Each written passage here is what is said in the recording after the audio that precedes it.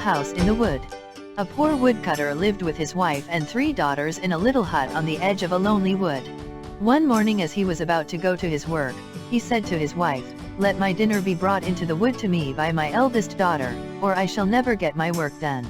And in order that she may not miss her way, he added, "I will take a bag of millet with me and strew the seeds on the path." When, therefore, the sun was just above the center of the wood, the girl set out on her way with a bowl of soup. But the field sparrows, and wood sparrows, larks and finches, blackbirds, and siskins had picked up the millet long before, and the girl could not find the track. Then trusting to chance, she went on and on, until the sun sank and night began to fall. The trees rustled in the darkness, the owls hooted, and she began to be afraid. Then in the distance she perceived a light which glimmered between the trees. "There ought to be some people living there, who can take me in for the night," thought she, and went up to the light. It was not long before she came to a house the windows of which were all lighted up. She knocked, and a rough voice from the inside cried, "Come in." The girl stepped into the dark entrance, and knocked at the door of the room. "Just come in," cried the voice.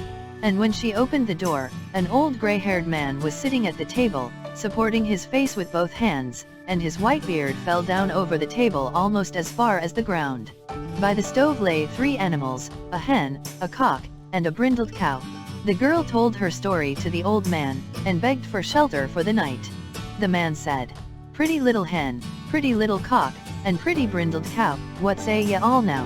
"Ducks," answered the animals, and that must have meant, "We are willing," for the old man said, "Here you shall have shelter and food. Go to the fire, and cook us our supper." The girl found in the kitchen abundance of everything and cooked a good supper, but had no thought of the animals. She carried the full dishes to the table, seated herself by the gray-haired man, ate and satisfied her hunger. When she had had enough, she said, "But now I am tired. Where is there a bed in which I can lie down, and sleep?" The animals replied, "Thou hast eaten with him, thou hast drunk with him, thou hast had no thought for us, so find out for thyself where thou canst pass the night." Then said the old man, "Just go upstairs, and you will find a room with 2 beds. Shake them up, and put white linen on them, and then I, too, will come and lie down to sleep." The girl went up, and when she had shaken the beds and put clean sheets on, she lay down in one of them without waiting any longer for the old man. After some time, however, the gray-haired man came, took his candle, looked at the girl and shook his head. When he saw that she had fallen into a sound sleep, he opened a trapdoor, and let her down into the cellar. Late at night, the woodcutter came home, and reproached his wife for leaving him to hunger all day. "It is not my fault," she replied, "the girl went out with your dinner, and must have lost herself, but she is sure to come back tomorrow." The woodcutter, however, arose before dawn to go into the wood, and requested that the second daughter should take him his dinner that day. "I will take a bag with lentils," said he, "the seeds are larger than millet.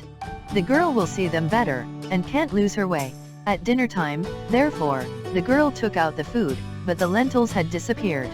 The birds of the wood had picked them up as they had done the day before, and had left none. The girl wandered about in the wood until night, and then she too reached the house of the old man, was told to go in, and begged for food and a bed.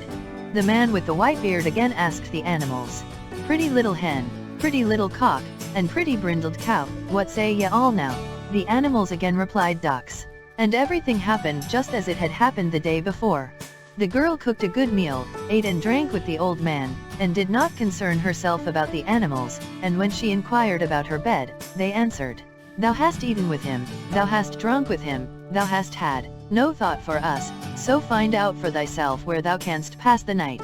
When she was asleep the old man came, looked at her, shook his head, and let her down into the cellar.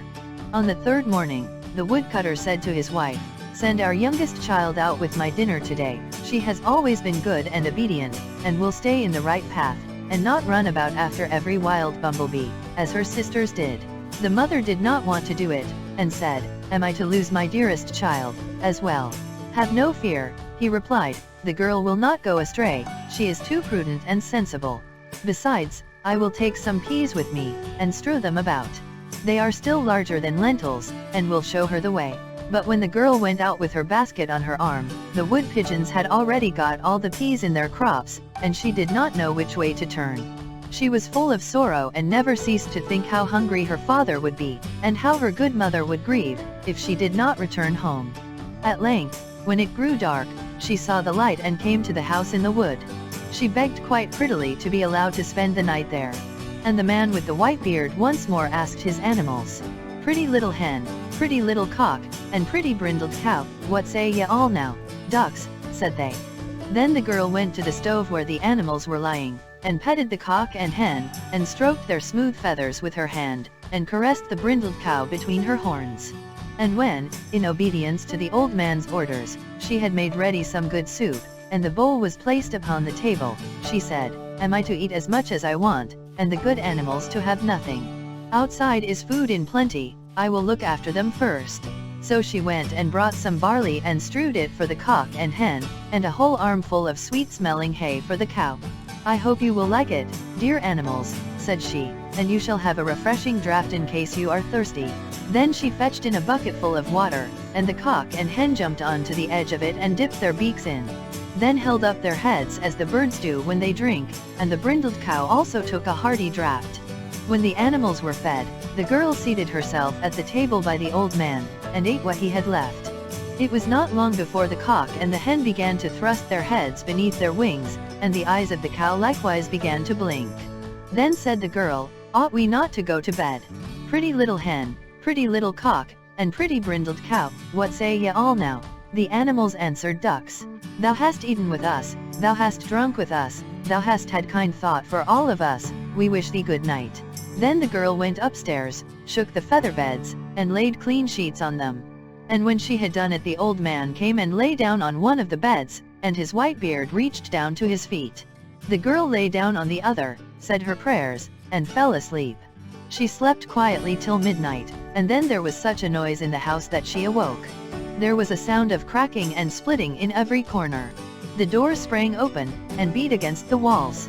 The beams groaned as if they were being torn out of their joints. It seemed as if the staircase were falling down. And at length there was a crash as if the entire roof had fallen in. As, however, all grew quiet once more, and the girl was not hurt, she stayed quietly lying where she was, and fell asleep again. But when she woke up in the morning with the brilliancy of the sunshine, what did her eyes behold? She was lying in a vast hall, and everything around her shone with royal splendor.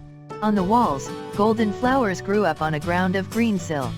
The bed was of ivory, and the canopy of red velvet, and on a chair close by, was a pair of shoes embroidered with pearls. The girl believed that she was in a dream, but 3 richly clad attendants came in, and asked what orders she would like to give. "If you will go," she replied, "I will get up at once and make ready some soup for the old man, and then I will feed the pretty little hen, and the cock, and the beautiful brindled cow."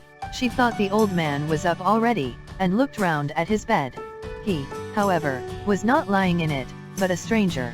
And while she was looking at him, and becoming aware that he was young and handsome, he awoke, sat up in bed, and said, "I am a king's son, and was enchanted by a wicked witch, and made to live in this wood, as an old gray-haired man. No one was allowed to be with me but my 3 attendants in the form of a cock, a hen, and a brindled cow. The spell was not to be broken until a girl came to us, whose heart was so good that she showed herself full of love, not only toward mankind, but toward animals, and that you have done, and by you, at midnight, we were set free, and the old house in the wood was changed back again into my royal palace." And when they had arisen, the king's son ordered the 3 attendants to set out and fetch the father and mother of the girl to the marriage feast. "But where are my 2 sisters?" inquired the girl. "I have locked them in the cellar, and tomorrow they shall be led into the wood, and shall live as servants to a charcoal burner, until they have grown kinder, and do not leave poor animals to suffer hunger."